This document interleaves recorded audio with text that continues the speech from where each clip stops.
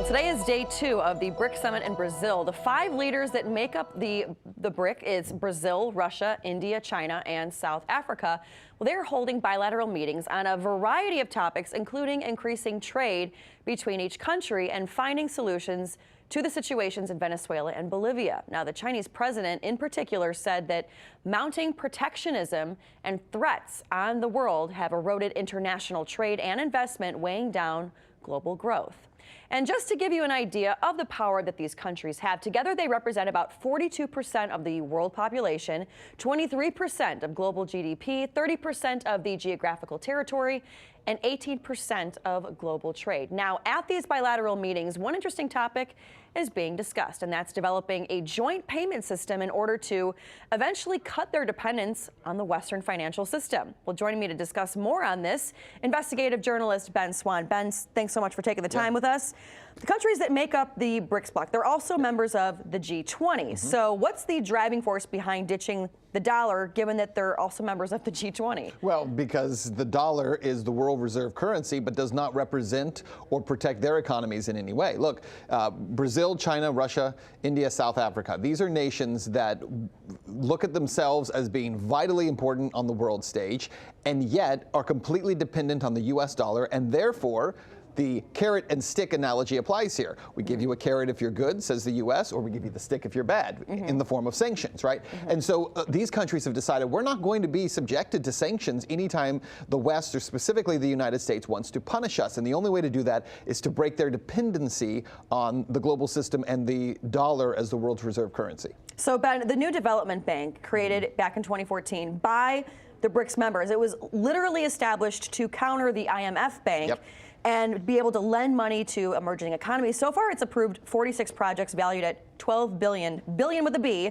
How significant is this, and do you think that this bank is fully competing on the world stage? Well, it's not fully competing yet, but it absolutely will get there. I mean, I certainly see the growth that's taking place there, but that was really step 1, was establishing this. Step 2 is what's being discussed now, which is the payment processing system. So really what they're competing with is the SWIFT bank system, right? So right now, if you're sending money overseas from a U.S. bank, you have to use, or any Western country, you use that SWIFT system that is set up in Belgium. And that prevents money laundering in theory and all that kind of thing. But what the BRICS nations are doing is saying, well, we don't need to use the SWIFT system because we don't want to be subjected again to U.S. sanctions, because if the U.S. is sanctioning you, you can't move money using that SWIFT system. So what's really interesting is, number 1, they're creating a payment system that would go around SWIFT. But how do you do that when you have 5 major countries that all have their own currencies? And one of the ways they're doing that is by using possibly cryptocurrency to do that. That would translate their currencies into a single cryptocurrency that is then used through the system and then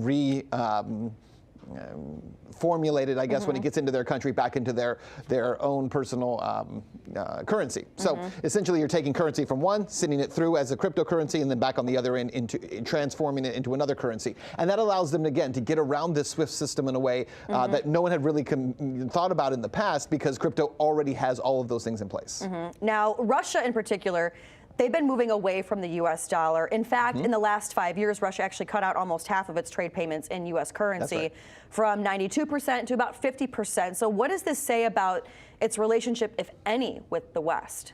Well, I think it says that, that Russia specifically really started pushing this after 2014, right? Because in 2014, the U.S. started hitting Moscow with sanctions, and they wanted to punish. And remember how this works. Sanctions are issued against individual countries. They're also issued against leaders in those countries or wealthy people in those countries. And so when leaders in those countries and wealthy people in those countries start getting hit with sanctions, you have a choice. You can either go along with this and comply, or you can say, let's create a system that no longer gives you leverage over us. Well, one thing that the U.S. is doing a very poor job of right now is recognizing that it's not just Russia or just China, but there are 5 major nations and dozens of smaller nations that are very excited about the idea of no longer being under U.S. dominance when it comes to currency, and we're not doing anything about it. At this point, the U.S. is resisting on almost every level any push to change the way the system is currently, because it works for us, but it's not going to stay that way. This new system, this new way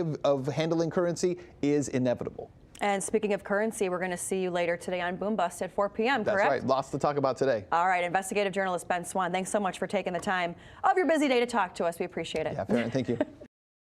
Hey YouTube, thanks for checking out our channel. We hope you enjoyed the video.